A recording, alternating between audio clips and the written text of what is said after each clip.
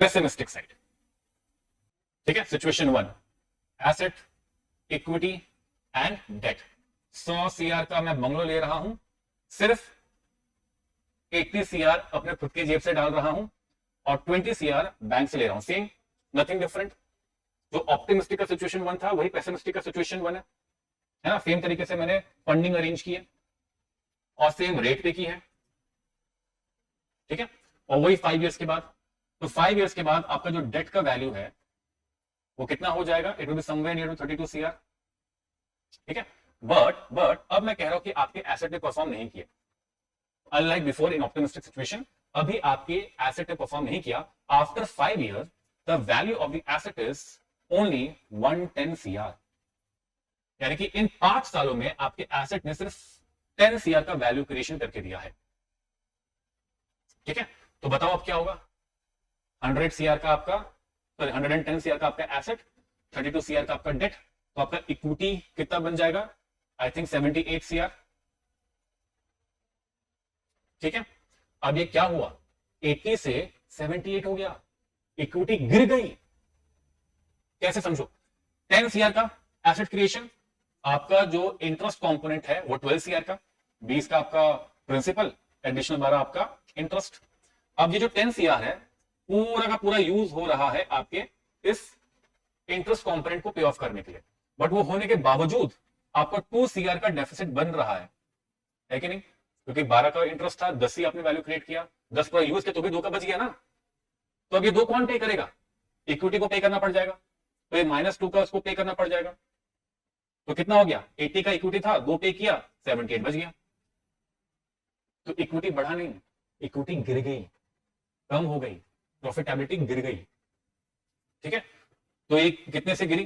तो आपका 80 था, 80 सीआर था, कितने टाइम से ये गिरा है कि अब ये 78 सीआर रह गया। देखें तो 78 फ्रॉम 80 यानी कि 0.975 से गिरा है। ठीक है, तो अगेन ऑब्जर्व क्या करो? फाइनेंशियल लेवरेज कम है क्योंकि 100 के क्रिएशन के लिए सिर्फ 20 मैंने उधार लिए, मैंने सिर्फ 20 का डेट उठाया, तो फाइनेंशियल लेवरेज कम है इन पेसिमिस्टिक सिचुएशन, और मेरा इक्विटी इतने टाइम से गिर गया है। ठीक है, अब सिचुएशन 2 जहां पर मैं क्या करने वाला हूं, जहां पर मैं अपने सोर्स ऑफ फंड को थोड़ा ट्वीक करने वाला हूं। Asset is equal to equity plus debt, वही 100 करोड़ का बंगलो, बट अभी मैं सिर्फ 20 सीआर अपने पॉकेट से डालूंगा और बाकी 80 मैं लेने वाला हूं बैंक से, यानी कि मैं फाइनेंशियल लेवरेज हाई कर रहा हूं। ठीक है, वही 10% का मेरा इंटरेस्ट रेट, तो after 5 year it is 129 CR का डेट। ठीक है, और after 5 year the value of the bungalow in the market is 110 CR, यानी कि मेरे एसेट ने परफॉर्म नहीं किया, 10 सीआर का ही वैल्यू क्रिएट किया इन दीज 5 ईयर्स। तो बताओ क्या होने वाला है मेरे इस इक्विटी का? 110 का एसेट, 129 का डेट। ठीक है, यानी कि -19 सीआर का आपका इक्विटी, आप बैंकरप्ट हो गए, बैंकरप्ट हो गए। ठीक है, समझो देखो क्या हुआ। 10 सीआर का क्या था? एसेट था, सो 10 सीआर का वैल्यू क्रिएशन था in this 5 years by the asset, और 49 का इंटरेस्ट था जो कि हमें पे करना था। अब ये 10 गया इसको पे करने के लिए, इसको पे करने 49 को पे करने के लिए, बट 10 होने के बावजूद 39 पेंडिंग हो गया ना। 39 का डेफिसिट फिर भी है जो आपको पे करना पड़ेगा। कौन पे करेगा? इक्विटी पे करेगा 39 का डेफिसिट, बट इक्विटी में है कितना? इक्विटी में 20 ही है, तो ये पूरा 20 मैंने 39 को यूज, ये पूरे 20 को मैंने यूज किया 39 को पे करने के लिए, फिर भी 19 कम रह गया, है कि नहीं? समझ रहे हो? वापस रिपीट करता हूं, 10 सीआर का क्या था? मेरा वैल्यू क्रिएशन था from the asset in the 5 year, 49 का मेरा इंटरेस्ट कंपोनेंट बना इन दीस 5 इयर्स, 10 को मैंने यूज कर लिया 49 को पे करने के लिए, फिर भी 39 का बच गया ना। तो अब ये 39 कौन पे करेगा? इक्विटी पे करेगा जो खाली 20 है, तो पूरा 20 मैंने यूज कर लिया 39 को पे करने के लिए, फिर भी 19 रह गया, फिर भी 19 रह गया। आप बैंकरप्ट हो गए, आपने पे ही नहीं किया। तो एक और चीज समझो क्या हुआ यहां पर, जब फाइनेंशियल लेवरेज कम था आपको नुकसान हुआ, बट आप बैंकरप्ट नहीं हुए थे। अभी जब फाइनेंशियल लेवरेज हाई हो गया है आप बैंकरप्ट हो गए। क्या मैंने एसेट का परफॉर्मेंस चेंज किया था? नहीं। सिचुएशन वन में भी 10 शेयर का वैल्यू क्रिएशन था, सिचुएशन टू में 10 शेयर का ही वैल्यू क्रिएशन है, फिर भी इसका इंपैक्ट देखो क्या हुआ। ठीक है, if you realise in situation in pessimistic मैंने एसेट का वैल्यू क्रिएशन थोड़ी ना चेंज किया, एसेट तो उतना ही वैल्यू क्रिएट कर रहा है, एसेट तो उतना ही वैल्यू क्रिएट कर रहा है। फिर भी देखो आपका इक्विटी कितने टाइम से गिर रहा है, ये 80 से 78 हुआ, ये 20 से -19 हो गया, -19 तो कितने से गिरा, ये 20 से -19 हो गया, ये कितने टाइम से गिरा, is equal to -19 divide by 20 and that is -9.5। तो ऐसा क्यों हो रहा है वो समझो, यही पूरा गेम है, यही पूरा गेम है। ठीक है, मैं बस एक बार वापस आपको एक चीज दिखाना चाहूंगा या फिर मैं रीस्टैब्लिश करना चाहूंगा। ठीक है, वो ये कि जब मैं ऑप्टिमिस्टिक साइड में था, ठीक है, तब भी मैंने क्या बोला, तब भी मैंने बोला कि आपका एसेट 100 शेयर का वैल्यू क्रिएट कर रहा है, दोनों ही सिचुएशन में, है ना। मैंने वैल्यू क्रिएशन में कोई चेंजेस नहीं लाए, मैंने क्या चेंजेस किए, बस आपके सोर्स ऑफ फाइनेंसिंग में, सिचुएशन में 80 खुद के जेब से है, 20 उधार का पैसा है, सिचुएशन 2 में खुद के जेब से 20 और उधार का 80, यही चेंजेस था। बट फिर भी देखो आपकी इक्विटी में कितना बड़ा डिफरेंस आ रहा है। Even in your pessimistic view point मैंने क्या बोला, आपका एसेट का वैल्यू क्रिएशन वही है 10 CR, क्या चेंज किया, चेंज किया मैंने सिर्फ और सिर्फ आपका source of funding, same situation 1 80 CR खुद की जेब से, 20 उधार का पैसा, सिचुएशन 2 20 खुद की जेब से, 80 उधार का पैसा, और देखो इक्विटी में कितना डिफरेंस आ गया है कि नहीं। तो अगर आप पेसिमिस्टिक व्यू पॉइंट देखो, जब मेरा फाइनेंशियल लेवरेज हाई था या लो था, फाइनेंशियल लेवरेज जब मेरा लो था, मेरा रिस्क फैक्टर भी लो था।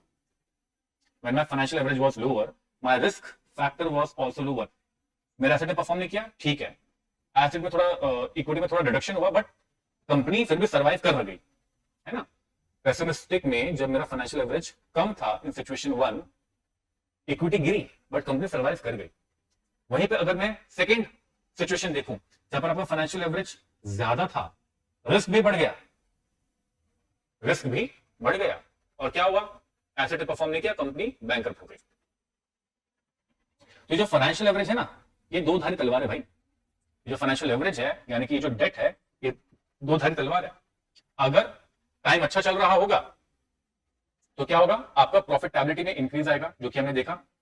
टाइम अगर अच्छा चल रहा है तो more financial leverage means more profitability, lower financial leverage means lower profitability. Pessimistic में high financial leverage means higher risk, low financial leverage means lower risk. तो मैं क्या बोलना चाहता हूं इसके साथ, मैं ये बोलना चाहता हूं कि जब आपका डेट हाई है तो आपका प्रॉफिटेबिलिटी भी हाई है और आपका रिस्क भी हाई है।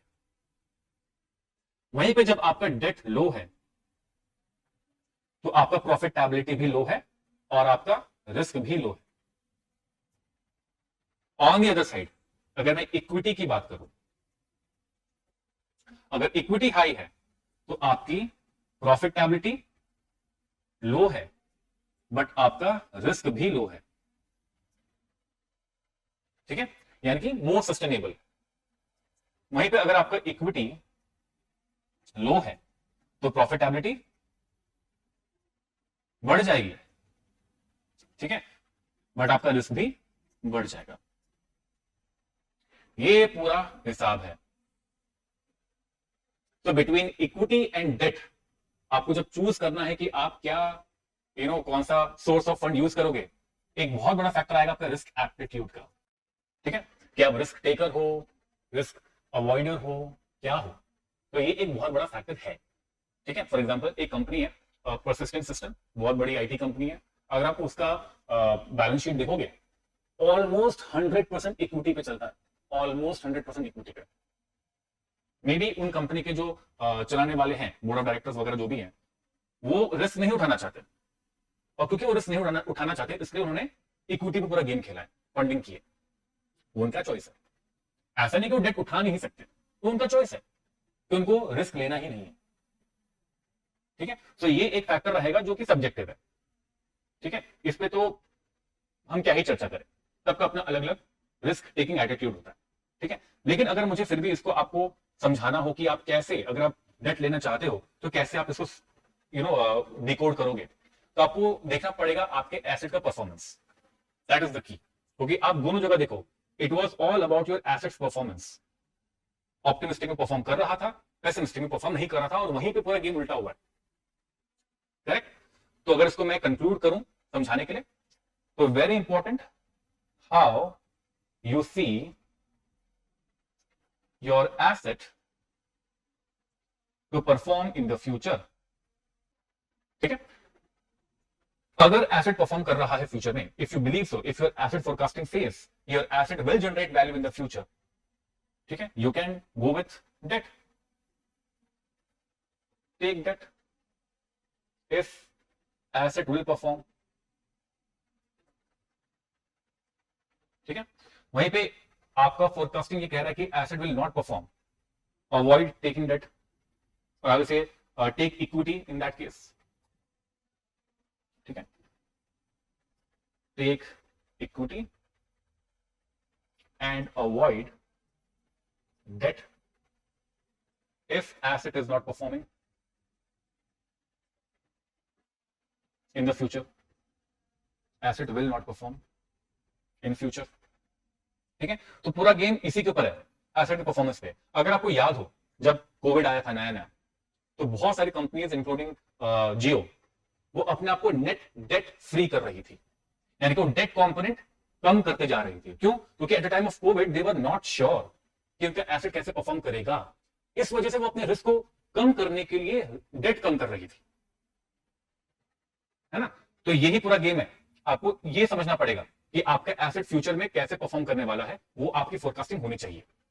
उसी के बेसिस पे यू विल डिसाइड इक्विटी ले, डेट ले और कितना ले। अब सवाल ये कि हम डेट कितना उठाए, है ना? हम डेट कितना उठाए, again it will fall down to कि आपका एसेट कितना वैल्यू जनरेट करने वाला है, कि आपका एसेट कितना वैल्यू जनरेट करने वाला है। Your asset should generate enough value that it can pay of the cost of finance, यानी कि जो आपका इंटरेस्ट कंपोनेंट है वो पे ऑफ कर सके, उतना वो वैल्यू क्रिएट करना चाहिए, कम से कम। ठीक है? और उस हिसाब से you can raise the debt. क्योंकि देखो यहां पे क्या हुआ, आपके ऑप्टिमिस्टिक व्यू पॉइंट में, आपका एसेट इनफ वैल्यू क्रिएट कर रहा था। ठीक है? That value creation was more than the cost of debt, और इस वजह से आपका इक्विटी वाज ग्रोइंग, है ना? 100 में से सिर्फ 49 ही तो पे करना है, जो कि कम है। बाकी का इक्विटी में गया तो इक्विटी बढ़ गई। बट पेसिमिस्टिक में क्या हुआ? पेसिमिस्टिक में हुआ एकदम उल्टा। आपका एसेट से जो वैल्यू क्रिएशन हुआ, it was lower than the cost of debt. तो क्या हुआ? पूरा बर्डन इक्विटी पे आ गया और इक्विटी कम हो गई। ठीक है? So another factor about how much debt to raise and how much debt not to raise, कहां पे जाओगे आप? आप बात करोगे कि आपका एसेट कितना वैल्यू क्रिएट कर रहा है। ठीक है? सो forecast the value that asset will create।